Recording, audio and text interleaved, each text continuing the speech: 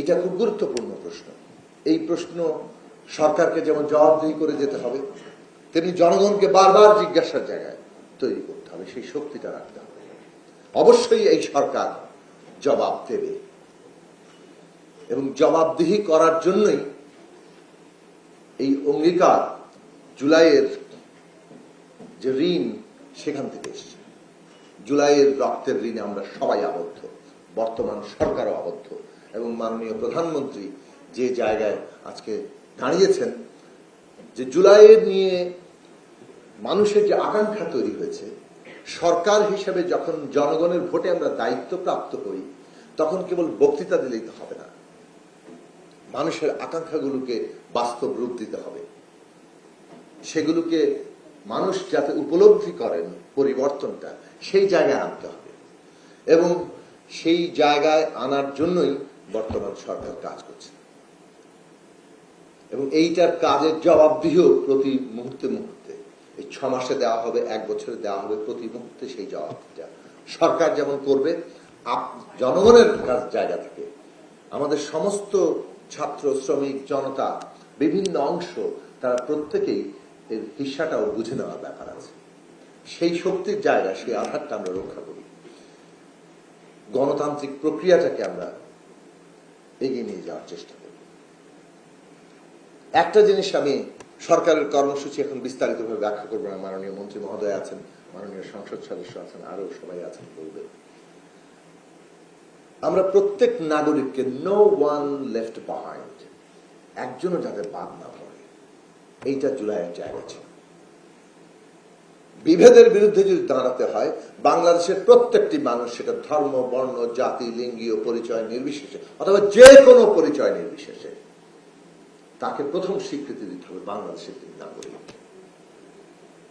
এবং এই নাগরিক স্বীকৃতির মধ্য দিয়ে তার যে অধিকার, তাকে বুঝিয়ে দিতে হবে, যাতে তার কর্তব্যের জায়গাটাকে রাষ্ট্র তখন তাকে আহ্বান করতে পারে।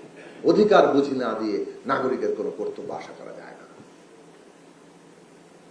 এই নাগরিকতার জায়গা আমরা তৈরি করতে চাচ্ছি। এবং এই জন্য সরকার one citizen, one number, one wallet খুব গুরুত্বপূর্ণ কর্মসূচি।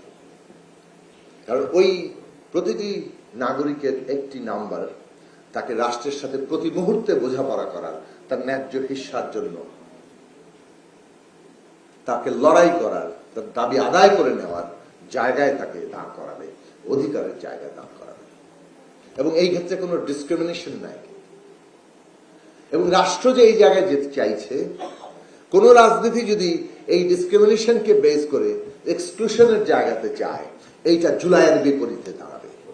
অতএব আজকের তরুণ প্রজন্ম একটা অভ্যুত্থান অথবা যে কোনো জনগোষ্ঠীর উত্থান, সেটা তার অভীষ্ট লক্ষ্য অর্জন করতে পারে কিনা, রক্তেও যে দেওয়া হয়েছে সেই রক্তের ঋণ শোধ হবে কিনা, এটা নির্ভর করে ওইখানে নতুন মানুষের জন্ম হয়েছে কিনা। প্রত্যেকটি বিপ্লব নতুন মানুষের জন্ম দেয়, প্রতিটি অভ্যুত্থান, প্রতিটি সংগ্রাম নতুন মানুষের জন্ম দেয়। বাংলাদেশে আজকে এই নতুন মানুষ কারা,